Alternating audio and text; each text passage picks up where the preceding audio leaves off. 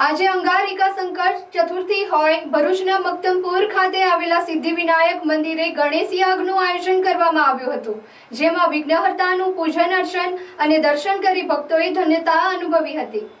આજે અંગારકી ચોથ છે। ભગવાન ગણેશની સાધના, આરાધના, પ્રાર્થનાનો અનેરો અવસર છે।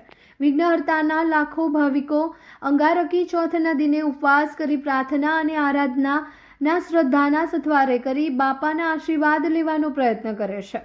પૌરાણિક માન્યતા અનુસાર અંગારકી ચોથ સાથે પણ એક ધાર્મિક માન્યતા સંકળાયેલી છે। કહેવાય છે કે ભારદ્વાજ ઋષિ ગણેશના પરમ ભક્ત હતા, તો તેમને પણ અંગારકી ઋષિ પણ પિતાના પગલે ગણેશના ભક્ત બન્યા અને માત્ર ભક્ત જ નહીં પરંતુ અનન્ય ભાવથી વિઘ્નહર્તાની ભક્તિ કરવા લાગ્યા। તેમની તપસ્યા અને ભાવ જોઈને ભગવાન ગણેશ તેમના ઉપર પ્રસન્ન થયા અને તેમને એક વરદાન માંગવાનું કહ્યું હતું। આ વેળાએ અંગારક ઋષિએ ભારે નમ્રતાથી કહ્યું કે આપની સાથે જોડાવા માંગુ છું। ભગવાન ગણેશ આ સાંભળીને સહજ હસ્યા। આ દિવસે કૃષ્ણા ચતુર્થી હતી, આથી આ દિવસથી યોગ અને સંયોગ જોઈને વદ ચતુર્થી અને મંગળવારના દિવસે આવતા યોગ અને અંગારક ચતુર્થી નામ અપાયું। આ ચતુર્થી ચંદ્રોદય સુધીની હોય છે।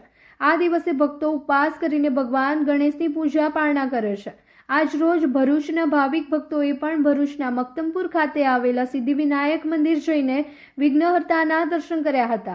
સિદ્ધિવિનાયક મંદિર ખાતે ગણેશ યાગનું આયોજન કરવામાં આવ્યું હતું, જેનો 10 યુગલોએ લાભો લીધો હતો।